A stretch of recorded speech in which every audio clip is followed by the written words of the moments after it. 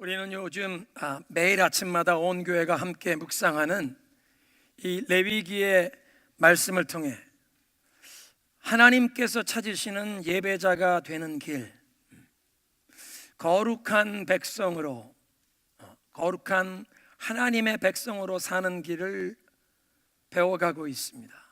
매일매일 묵상하는 내용 가운데 정말 귀한 보석과 같은 그런 말씀이 너무 많아서 제가 오늘 3주째 매일매일 새벽마다 묵상하는 말씀을 나누게 되었습니다. 예수 그리스도께서 우리를 위한 참된 대제사장이 되셔서 하나님 앞에서 우리를 위해 영원토록 중보하시며 그 예수님을 마음속에 모시고 사는 우리를 하나님께서는 왕같은 제사장이라고 부르신다는 것을 지난주에 들었습니다. 오늘은 이스라엘 역사에서 첫 대제사장으로 세움을 받은 아론과 또 그의 아들들의 이 제사장 위임식을 통해서 우리의 삶에 적용해야 할 영적인 원리를 배우도록 하겠습니다. 제일 먼저는 하나님께서 모세에게 회중을 회막 문 앞으로 모으라고 하셔서 회막 문 앞으로 온 백성을 모았고 8장 6절에 보니까 회중이 회막 문 앞에 모인 곳에서 아론과 그 아들들을 데려다가 저들을 물로 씻겼습니다. 제사장으로 세움 받을 사람들을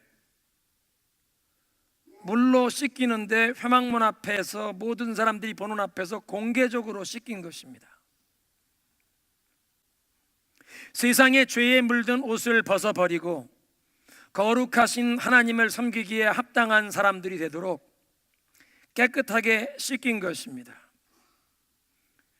세속에 물든 죄를 끊어버리는 것과 정결케 하는 것을 이 물로 씻기는 것으로 상징적으로 표현했습니다. 오늘날은 하나님께서 하나님의 말씀으로 그 백성을 깨끗하게 씻기십니다. 에베소서 5장에 예수님께서 그의 신부된 교회를 정결케 하시는 역사를 이렇게 표현합니다. 곧 물로 씻어 말씀으로 깨끗하게 하사 거룩하게 하신다. 물로 씻어 말씀으로 깨끗하게 하사 교회를, 그리스도의 신부된 교회를 거룩하게 하신다. 사도 바울은 말씀하시기를 모든 성경은 하나님의 감동으로 된 것으로 교훈과 책망과 바르게 함과 의로 교육하기에 유익하다 말씀하십니다. 하나님의 말씀에 귀를 기울이면 우리에게 교훈을 주십니다. 이게 생명의 길이요 진리의 길이다. 이 길대로 살아가야 하느니라.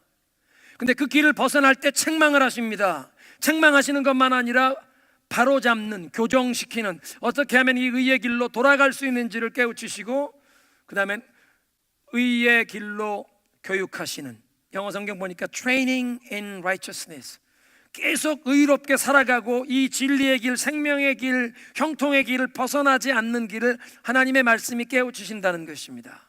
그래서 매일매일 그 하나님의 말씀에 귀를 기울이며 순종을 하면, 실천을 하면 우리의 영혼을 깨끗하게 씻겨주시는 줄로 믿습니다. 지난 주일에 큐티 세미나를 열었는데 매일 하나님의 말씀으로 우리의 영혼을 씻기는 것을 배우는 것입니다. 회막문 앞에서 사람들을 소집하고 그들 앞에서 제사장으로 세움받을 사람들을 물로 씻었기에 평상복을 벗겨야 씻기지 않습니까? 물두멍에 물을 가져다가 이들을 씻기는 이 모든 일이 사람들 보는 앞에서 공개적으로 진행된 것입니다. 아론과 그의 4명의 아들들이 지금부터는 이스라엘 백성들의 그 제사장으로, 그들의 영적인 지도자로 세움을 받아야겠기에, 그리고 백성들이 저들에게 이제 하나님이 주시는 영적인 권위를, 그 직분을 인정하고 순복하고 존중해야겠기에 저들을 깨끗하게 하는 과정이 공개적으로 이루어졌습니다.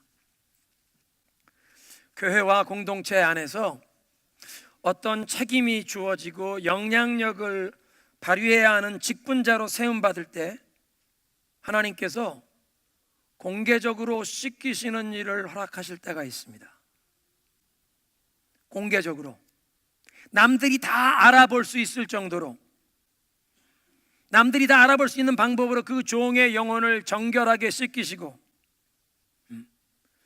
그런데 대개는 불같은 시련과 환난을 통해서 낮추시고 쓸데없는 세상에 집착하던 것을 내려놓게 하시고 회개하도록 인도하시면서 하나님을 더 간절히 찾고 의지할 수밖에는 없도록 하나님의 섭리와 그분의 그 무한하신 사랑과 지혜 안에서 이런 불같은 시련과 상황을 허락하셔서 더 겸손하고 온유한 종이 되도록 더 깨끗한 그릇으로 다듬어가는 일을 모든 사람이 알아보게 진행시키십니다. 그러니까 무슨 목사가 되고 장로님이 돼서 교회에서 존경받고 뭐 대접받는 게 아니라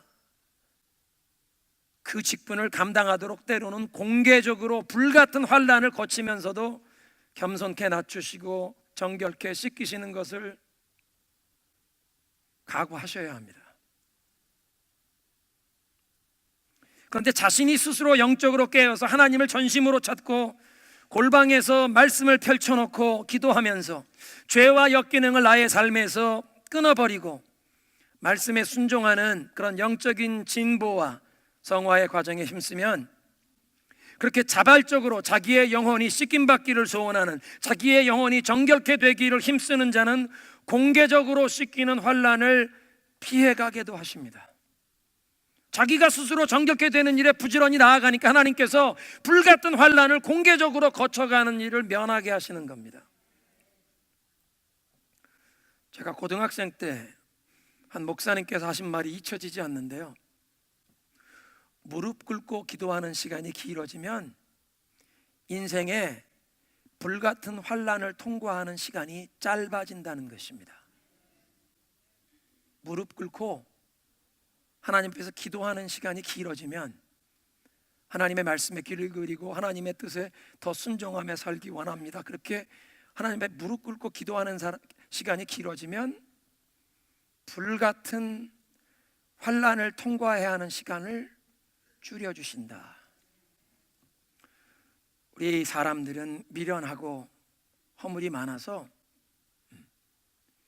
이 진리의 길로 가야 하는데 벗어납니다. 하나님이 그 길로 가면 안 된다 말씀하시는데 하나님이 점잖게 타이르시고 말씀하시는데 듣지를 않습니다. 그러면 자녀를 사랑하는 부모님이 자녀들이 잘못된 길로 갈 때 훈계를 하고 훈계를 해도 말을 듣지 않으면 초다를 드는 것처럼 하나님께서 당신의 사랑하는 백성 죄의 길로 빠져갈 때 그냥 버려두지 아니하시고 불같은 환난을 통해서라도 죄에서 돌아서라, 그 길을 떠나라, 그건 네가 죽는 길이다, 빨리 멈춰라, 불같은 시련을 허락하십니다. 한번 따라하겠습니다. 기도하는 시간이 길어지면 불같은 환난이 짧아진다. 그러니까 우리 스스로 기도의 자리, 영적인 진보와 성화의 자리로 나아가길 힘써야 하는 것입니다. 그래서 사도 바울이 젊은 목회자 디모데에게 그렇게 말씀하십니다.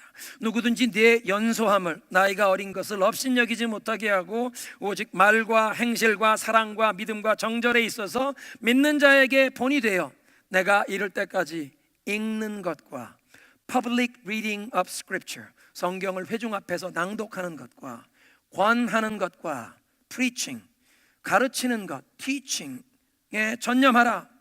내 속에 있는 은사, 곧 장로의 회에서, 노회에서 안수받을 때에 예언의 말씀을 통하여 받은 것을 가볍게 여기지 말며 이 모든 일에 전심전력하여 너의 성숙함을 모든 사람들 앞에 드러나게 하라. 너의 영적인 진보를 공동체 안에 있는 모든 사람들이 다 알아볼 수 있도록 나타내라는 것입니다. 사람들에게 보이려고 하는 것이 아니라 사람들에게 보이려고 하는 것은 위선이요 외식입니다. 예수님이 그렇게 책망하시던 외식, 위선. 사도 바울이 디모데에게 권면하는 것은 영적 성숙에 부지런히 힘써서 내가 변화되고 성숙해가는 과정이, 이 모습이 모든 사람 앞에 드러날 정도가 되어야 한다는 것입니다. 그게 디모데에게만 적용되는 말씀이 아니라 그리스도 안에서 왕 같은 제사장으로 부르심 받은 우리 모두에게 적용되는 줄로 믿습니다. 한번 따라합니다. 말씀에 순종하여 영혼을 씻자.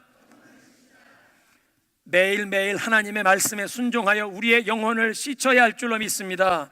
말씀을 듣기만 하는 자가 아니라 그 말씀에 순종하여 영혼을 씻는 것입니다.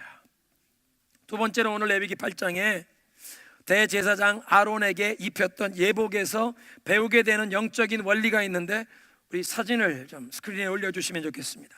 지난 주일 메시지에서 다루었던 것처럼 모든 제사장은 이런 예복을 입기 전에 그 속에 세마포로 반바지, 속바지, 고의를 입어야 합니다. 허리에서부터 허벅지를 가리우는 고의를 입어서 성막 안에서 행할 때나 제단에 오르내릴 때 네 하체를 드러내지 않게 하여 죽임을 면하라 말씀하십니다. 네 하체를 가리고 부끄러운 것을 가리우라고 말씀하십니다. 죄에 물든 우리의 육신의 본성을 씻고 타락한 그 죄의 근성, 육성이 그대로 드러나지 않게 가리우라는 것입니다. 속바지는 제사장들의 이 예복 속에 입기 때문에 겉으로 보이지 않습니다. 지금 이 사진에 보이지 않습니다. 그런데 섬기는 자가 죽음을 면하려면 반드시 입어야 했습니다. 우리가 하나님을 섬기는 신앙생활에서 어떤 것들은 다른 사람들이 보지 못하기 때문에 우리는 그것을 그렇게 중요하게 여기지 않고 소홀하게 생각할 수도 있습니다. 겉으로 보이지 않는 속 바지인데, 아니 입지 아니한다고 무슨 차이가 나나? 누가 아나? 누가 보나? 그런데 하나님께서는 그게 중요하다고 반드시 입으라고 하십니다. 다른 사람 아무도 보지 못해도 내가 보고 있느니라. 다른 사람들이 보지 않는다고, 이건 사람들 앞에 드러나지 않는 거라고 빼먹고 생략하면 우리 자신에게 영적으로 치명적이라고 하십니다. 여러분, 주일날 교회에 와서 우리가 예배드리는 이런 모습은 사람들이 보지만, 사람들이 보지 못하는 주중에 우리 가정에서, 우리 프라이버시 속에서 우리가 정말 하나님을 경외하는 모습으로 살아가느냐. 다른 사람은 모르지만 하나님은 보고 계시고, 다른 사람들이 보지 못한다고 여기는 내 멋대로 행하고 교회에 와서는 경건하게 사는 것, 경건한 척하는 것, 하나님은 이것이 우리 영혼에 치명적이라고 하십니다. 오늘이 Back to School Sunday인데요, 우리 자녀들에게 신앙의 대물림을 하기 위해서는 이건 굉장히 중요한 이슈입니다. 제가 2세 교육 목사로 15년을 섬겼는데, 우리 2세 젊은이들이 한인교회 생활하면서 제일 힘들어하는 것이 부모님들이 가십하는 것과 주일날은 교회에서 직분자로 경건한 척하는데 집으로 돌아가는 차에서 다른 사람 흉보고 크리스찬답게 살지 못하고, 가정에서 직장에서 크리스찬답게 살지 못하는 모습을 우리 2세 자녀들이 제일 괴로워합니다. 요즘에 넷플릭스로 우리 2세 젊은이들이 보는 영어로 된 드라마, 한류 드라마가 아니라 영어로 된 드라마인데, 미주 지역에 있는 한인 교회에서 자란 2세가 이 대본을 쓴 것 같은 이 드라마가 있습니다. 그 드라마에 근데 어떤 내용이 있냐면, 부모가 이 딸한테 야, 너 교회 가서 트루 크리스찬 만나야 한다. 그러니까 이 딸이 뭐라고 대답하냐면, 한인 교회에 트루 코리아는 있지만 트루 크리스찬은 없습니다. 한인 교회에서 자란 이 청년이, 이 처녀가 부모님들이나 어른들 사는 모습 보니까 100% 코리아는 있는데 100% 코리아는 100% 크리스찬은 없다. 그러니까 부모님한테 내가 한국 교회 가서 한국 청년 그냥 50%짜리 크리스찬 만나길 원하세요? 아니면 100% 크리스찬 찾아서 다른 곳을 가길 원하세요? 속바지를 입는 거 다른 사람이 보지 못하지만 하나님이 보시기 때문에 이거 빼먹고 생략하면 우리 영혼에 치명적이고 우리 자녀들에게 신앙의 대물림이 끊기는 것입니다. 7절에 속옷을 입히는데요, 속옷은 이 흰색 긴팔 소매의 튜닉입니다. 튜닉이라는 것은 통으로 짜서 만든 이음새가 없는 통옷입니다. 긴 소매 세마포로 만든 속옷. 흰색 옷이니까 이것은 깨끗함, 성결함을 상징하겠습니다. 거룩한 하나님을 섬기는 종은 도덕적으로 영적으로 깨끗해야 한다는 뜻 아니겠습니까? 요한계시록 7장에 보면 하늘 보좌 어린 양 앞에서 구원의 노래를 부르는 무리들이 등장합니다. 24장로 중에 한 분이 저들이 누구냐? 저는 알지 못합니다. 당신이 아시나이다. 그 24장로 중에 한 분이 대답하는데 저들은 어린 양의 피에 그 옷을 씻어 희게 하였느니라. 어린 양의 피에 그 옷을 씻어 희게 되었다. 그러니까 제사장의 이 흰색 예복은 우리의 이 죄를 씻기시는, 정결케 하시는 예수 그리스도의 보혈로 씻김을 받고 그리스도의 의를 덧입은 것을 뜻하는 것입니다. 그 흰색 긴 소매 속옷 위에 수놓은 띠를 허리에 둘렀습니다. 13절에 보니까 모세가 아론의 아들들에게 이 속옷을 입히고 허리에 띠를 두르고 머리에 흰색 세마포 관을 씌웠는데, 그러니까 아론의 네 아들 일반 제사장은 이 흰색 긴팔 가운만 입고 모자만 쓰고 허리에 띠만 두르는 것입니다. 지금 사진으로 보이는 이 옷은 대제사장의 예복입니다.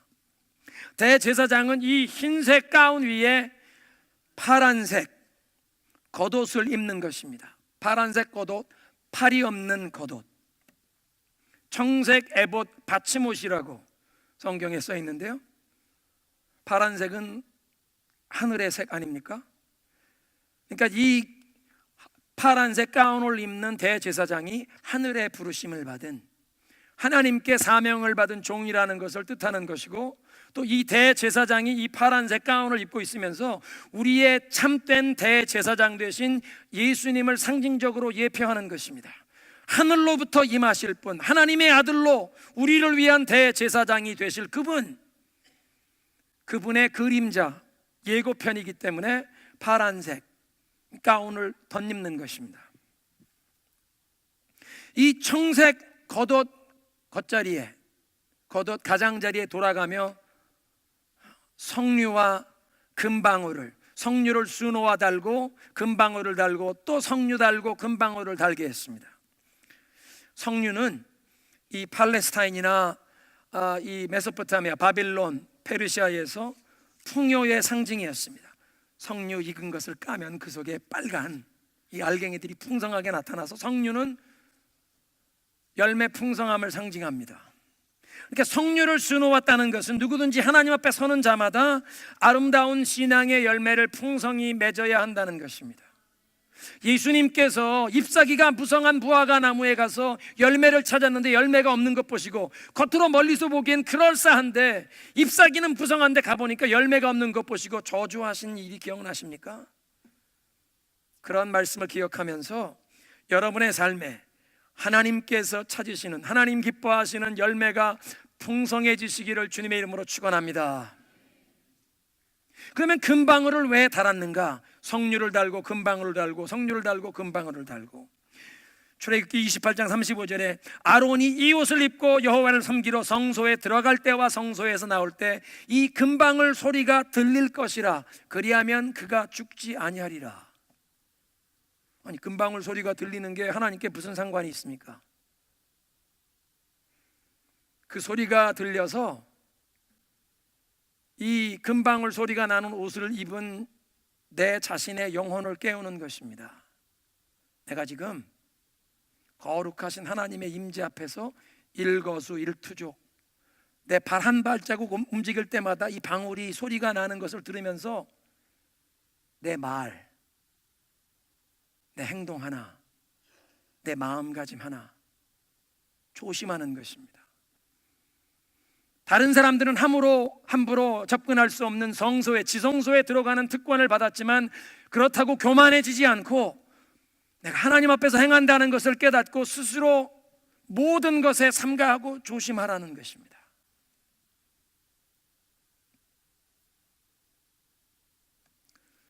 그리고 이 에봇을 겉옷 위에 입혔습니다. 에봇이 이렇게 색색으로 짠 앞판이 있고 뒷판이 있는 조끼와 같은 것인데 5색 실로 금실과 청색, 자색, 홍색, 그리고 가늘게 꼰 이 모시로 5가지 색깔로 화려하게 짠 조끼였습니다. 어깨 견대에 금태를 둘러서 호마노 보석 2개를 그 금태에 물려 견대로 부착을 하는데, 이 어깨에 닿는 호마노에 이스라엘의 12지파 가운데 6지파씩 한쪽에 새겼습니다. 그리고 가슴에 흉패에 12개의 보석이 이제 달려있는 흉패가 있는데, 12보석 하나하나마다 이스라엘의 12지파의 이름이 새겨져 있는 것입니다. 출애굽기 28장에 보니까 아론이 성소에 들어갈 때에는 이스라엘의 아들들의 이름을 기록한 이 흉패를 가슴에 붙여서 여호와 앞에 영원한 기념을 삼으라. As a continuing memorial before the Lord. 하나님이 계속 이들을 기억하시고 이들에게 복을 주옵소서, 그런 표현입니다. 제사장이 자기의 가슴에 품고 어깨에 짊어지고 이 12지파의 이름을 가지고 하나님 앞에 나아가, 하나님, 주의 택하신 이 백성을 긍휼히 여기시고 복을 주옵소서, 하나님 앞에 구하는 것입니다. 왕같은 제사장으로 부르심 받은 여러분, 하나님께서 우리를 어떤 곳에서 영적인 대표로 그곳에 세워주셨는데, 가정이든 직장이든 어떤 조직, 어떤 공동체에서 우리의 기도를 통해 하나님의 축복을 누리고 하나님의 은혜와 사랑, 하나님의 이 보호하심과 인도하심과 공급하심을 경험해야 할 그 모든 사람들, 그 영혼들을 위해서 우리가 하나님 앞에 이들의 이름을 매일매일 하나님이 기억하시도록 그들의 이름을 불러가며 기도해야 할 줄로 믿습니다. 그게 왕같은 제사장의 사명입니다. 마지막으로 대제사장의 머리에 흰색 관을 씌웠고 그 관 이마에 금패를 붙였는데, 금패에는 여호와께 성결, Holiness unto the Lord, 여호와께 성결이라는 글을 새겨 넣었습니다. 이마에 딱 보면 보이는 곳에 여호와께 성결이라는 그 문구를 통해서 하나님 앞에 나오는 자, 하나님의 백성은 하나님께서 거룩함과 성결함을 원하신다는 것을 계속 선포하는 것이요, 거룩함을, 성결함을 갖추지 않고는 하나님 앞에 설 수 없다는 것을 보여주는 것입니다. 이렇게 예복을 갖춰 입은 아론에게 이제 모세가 8장 12절에 보니까 관유를, 기름을 부었습니다. 시편 133편에 보면 머리에 있는 보배로운 기름이 수염 곧 아론의 수염에 흘러서 그의 옷깃까지 내림 같고, 기름을 부었는데 조금만 부은 것이 아니라 이 기름은 virgin olive oil, 그러니까 이 두드려서 짜낸 이 올리브 기름, 감람류의 향료를 섞인 이를테면 값진 향수입니다. 근데 이 값진 향유를 조금만 아니라 그냥 부어서 수염을 타고 이 겉옷 가운에까지, 제사장 예복에까지 흘러내릴 정도로 기름을 부었다는 것입니다. 성경 여러 곳에 기름 부으심은 성령을 상징합니다. 그래서 우리는 왕같은 제사장의 사명을 감당하기 위해서 성령의 기름 부으심을 사모하고 기도해야 할 줄로 믿습니다. 겉으로 보기에 구색은 다 갖춘 것 같고 모든 그 행동까지 흉내 낼 수 있는데 기름 부으심이 없으면 능력이 없습니다. 성령의 기름 부으심이 없으면 신학교도 졸업한 것 같고 졸업장도 있고 뭐 안수도 받고 직분을 받은 것 같은데 능력이 없다는 것입니다. 어떤 직분을 받았다고, 교회에 뭐 얼마 다녔다고, 어떤 직함이 생긴다고 능력이 임하는 것이 아니라 기름 부으심, 성령의 능력이 임해야 할 줄로 믿습니다. 이렇게 아론에게 예복을 입히고 기름 부은 다음에 그때부터 제사가 시작됩니다. 8장 14절부터. 근데 제일 먼저는 제사장 자신의 죄를 사하는 속죄 제의를 먼저 바치고, 그 다음에 2마리의 수컷 양 중에서 1마리는 번제로 바치고 나머지 1마리를 위임식의 양으로 하나님 앞에 바치게 됩니다. 이 제사의 순서를 통해서도 하나님께서 우리에게 깨우쳐 주시는 영적인 원리가 있습니다. 아론이 하나님의 지명을 받아서 하나님의 백성된 이스라엘에서 초대 대제사장으로 세움을 받게 되었지만, 거룩하신 하나님 앞에 나아가 이 백성들을 위해 하나님, 이 백성들의 죄를 용서하옵소서, 이들의 죄물을 받으시옵소서, 하나님 이 백성들을 축복해 주옵소서, 이렇게 백성을 섬기는 제사장의 직분을 감당하려면 먼저 자기의 죄 문제를 해결받는 속죄제를 드려야 한다는 것입니다. 속죄제를 드린 다음엔 번제를 드렸습니다. 속죄제와 번제가 다른 것은요, 속죄제는 내 죄를 사해달라고 바치는 제물이기 때문에 피는 제단 옆에 쏟고 그 짐승에서 기름과 콩팥은 떼어내서, 그 이스라엘 사람들의 히브리 사상에서는 옛날에 콩팥이 사람의 이 내적 장부 중에서 제일 중심이 되는, 사람의 영혼이 그 콩팥에 머문다라고 믿었기 때문에 콩팥은 중심을 바치는, 오늘날 현대 과학 의학을 우리가 따진다면 심장을 바친다는 것과 마찬가지입니다. 콩팥과 기름을 하나님 앞에 향기로운 화제로 불살라 바치지만, 이 속죄제의 고기는 하나님 앞에 거기서 바치지 않고 이걸 영문 밖으로 가지고 나아가서 제단에 재를 버리는 정결한 곳에 가서 장작불을 해놓고 거기에 가서 속죄 제물은 다 태워버립니다. 번제는 하나님 앞에서 이 짐승에게 안수하고 도축해서 피를 쏟고 기름을 떼내 바치지만, 껍질을 벗기고 가죽을 벗기고 각을 뜨고 내장과 정강이는 씻어서 번제단 위에 올려서 그 짐승의 똥 나온 것 제거하고는 나머지는 다 불태워 하나님 앞에 바칩니다. 번제는 온전히 불살라 바치는 것입니다. 하나님 앞에 온전한 헌신을 드린다는 뜻입니다. 이렇게 하나님을 향한 온전한 헌신, 지금부터는 하나님의 뜻에 온전히 순종하며 살겠다는 번제의 결단을 표현한 다음에 제사장 직분을 주는 위임식에 이 숫양을 잡는 제사가 시작되는 것입니다. 그런데 이 위임식에 이 수컷 양을 잡는 제물은 마치 화목 제물을 드리는 것처럼 기름과 콩팥만 하나님의 불살라 바치고, 이 고기는 아론과 그 아들들이 회막문 앞에서 먹으라고 하십니다. 하나님과 화목되었고 이제 그 만왕의 왕이신 하나님의 식탁에 초대를 받아서 하나님과 함께 식탁 교제를 나누는, 거침없는 교통이 생긴 것을 상징하는 그런 일이었습니다. 제일 먼저는 죄 문제를 해결하는 속죄의 제사, 이 죄 문제가 해결받으니까 그 다음엔 번제로 온전히 헌신하겠습니다, 온전히 하나님의 뜻에 순복하고 순종하겠습니다. 그렇게 완전한 헌신과 순종을 하나님 앞에 결단을 표현하고 나니까 그 다음에는 하나님과 거침없는 교통이 열려서 화목 제물 먹는 것처럼 이 위임식의 양을 회막문 안에서 먹으라고 하십니다. 그런데 그런 과정이 7일 동안 반복이 됩니다. 하루만 속죄제를 드리고 번제를 드리고 이 위임식 양을 잡는 것이 아니라 7일 동안 반복이 됩니다. 매일매일 속죄의 제사를 드립니다. 그렇게 제물의 피를 제단 아래 쏟고 이 기름을 태우는 이 모든 일을 레위기 8장 34절에 말씀하십니다. 이것은 여호와께서 너희를 위하여 속죄하게 하시려고 명령하신 것이니라. 아니, 속죄를 한 번만 하면 되지 않나? 7일간 매일 반복하는 이런 일이 필요했다는 것입니다. 여러분, 이렇게 생각해 보십시오. 한국에 모국 방문을 갔다 오시면 시차 적응하는데 시간이 걸립니다. 한국에 가서 오래 머물면 머물수록 여기 오셔서 시차 적응하는 시간이 오래 걸리는 것 같습니다. 건강하신 분들은, 젊은이들은 막 2, 3일 만에 도 시차 적응이 되는데, 이제 나이가 먹어갈수록 한국 갔다 오면 일주일, 열흘, 2주일, 이 시차 적응, 밤에는 눈이 말뚱말뚱 떠서 잠이 안 오고 낮에는 막 졸리고 시차 적응하는데 시간이 걸립니다.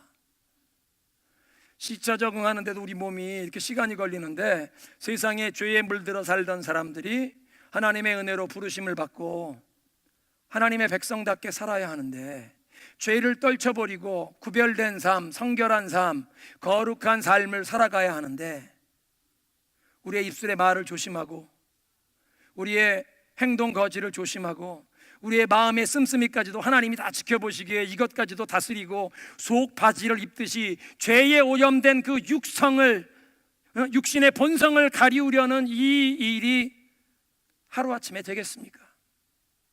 이스라엘 백성들은 애굽에서 종 노릇하다가 하나님의 은혜로 이제 약속의 땅으로 가게 되어서 출애굽을 했는데 하나님의 백성으로 약속의 땅에 들어가기까지 40년의 기간이 광야의 훈련 학교였습니다. 노예 근성을 떨쳐버리는데 바로에게 종 노릇하던 노예 근성을 떨쳐버리는 게 40년이나 걸렸습니다.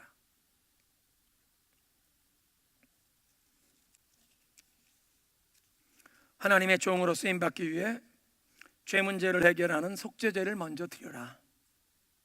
그리고는 번제를 하나님께 드리며 이제 남김없이 모든 것을 다 하나님의 뜻에 순종하며 헌신하겠다는 결단으로 나와라. 그러면 제사장의 직분과 그 영적인 권위가 너에게 주어진다.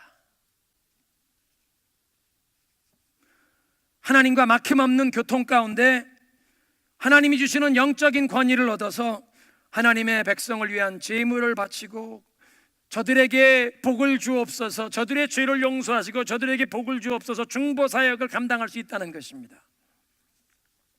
이것과 연결되는 이야기가 성경에 있습니다. 모세가 미디안 광야에서 40년 목자 생활을 하다가 불붙는 가시덤불 가운데 하나님이 부르셨습니다. 모세야, 너 이제 가서 애굽의 황제 바로에게 가서 내 백성 내보내라 하라. 그 강대국 이집트의 황제 앞에 제가 뭐라고 갑니까? 내가 너와 함께한다. 못 갑니다. 가라. 못 갑니다. 가라. 하나님이 보여주셔서 가겠습니다. 가겠습니다. 목자가 집으로 돌아와서 십보라 아내에게 여보 하나님이 나타나셨어. 이스라엘의 우리 히브리 민족의 하나님 여호와께서 나타나셔서 나를 애굽으로 보내신다. 우리 가야 된다. 아니 당신 무슨 소리야? 절대 가야 된다. 난 목에 칼이 들어와도 가야 한다. 아내를 설득해서 아들을 데리고 함께 애굽으로 바로에게 하나님의 말씀을 대언하러 가는데 가는 노상에서 여호와께서 나타나셔서 모세를 죽이려고 하십니다. 출애굽기 4장 24절 이하에 보면 모세가 애굽으로 돌아가고 있는데 여호와께서 길에서 그를 만나 그를 죽이려고 하신다. 아니 언제는 모세야 부르셔서 애굽의 바로에게 가서 내 백성 내보내라 명하라 부르시고 하나님 명령에 순종해서 가고 있는데 왜 그를 죽이려고 하시나? 모세를 하나님이 죽이려고 하시는 그 위급한 상황이 되니까 갑자기 십보라가 뭐가 생각이 나는지 부싯돌 칼을 취하여 자기 아들의 포피를 베어서 할례를 행하여 그 포피를 모세 발 앞에 던지며 당신은 내게 피난 편입니다 외쳤는데 그걸 보시고 하나님께서 모세를 살려주시고 도와주십니다. 이게 무슨 얘기입니까? 모세가 애굽에서 사람을 죽이고 애굽의 황제 바로가 찾는 현상 수배범이 되어 도피했습니다. 그래서 이 애굽의 경내를 벗어나려고 멀리 미디안 광야로 도망쳤다가 거기에서 십보라를 만나게 되었고 십보라네 집에 처갓집에 얹혀 사는 목자가 되었습니다. 처갓집에 얹혀살이를 하면서 아들을 낳았습니다. 아들을 낳았는데 자기는 하나님의 백성 여호와 하나님의 백성 히브리인이라는 걸 압니다. 아들에겐 출생한 지 8일 만에 할례를 해야 된다는 걸 압니다. 할례를 행하려고 하는데 아내가 아이 여보 우리 아이에게 무슨 몹쓸 짓을 하려고 그래요. 당신 무슨 이런 야만적인 관습을 행하려고 하냐고. 안 된다고. 우리 애한테는 안 된다고. 처갓집에 얹혀 살고 있는 모세가 아내가 반대하니까 못한 것입니다. 그래서 모세의 아들이 무할례자가 되었습니다. 요즘 우리식으로 따지면 그리스도인의 가정에서 자라는 우리 자녀인데 세례도 받지 못한 불신자처럼 자라고 있는 것입니다. 그런데 하나님의 부르심을 받아서 애굽 왕 이제 바로 앞에 가서 하나님의 백성을 내보내라는 하나님의 메시지를 대언해야 하는 그 새로운 사명을 감당하러 가는 길에 하나님께서 온전한 순종을 요구하십니다. 지금까지는 불순종하며 살아왔어도 그냥 하나님께서 놔두셨던 부분이었는데, 이제 바로 앞에서 하나님의 대언자로 서서 하나님의 권능의 지팡이를 가지고 능력을 발하면서 바로의 마술사들과 대결하고 그 애굽의 신들을 벌하시는 여호와의 통로가 되어 마귀 권세를 대적하고 하나님의 백성들을 이 종노릇하는 데서 자유케 하는 이 새로운 사명을 수행해야 되겠기에 하나님이 너 이제 순종해라.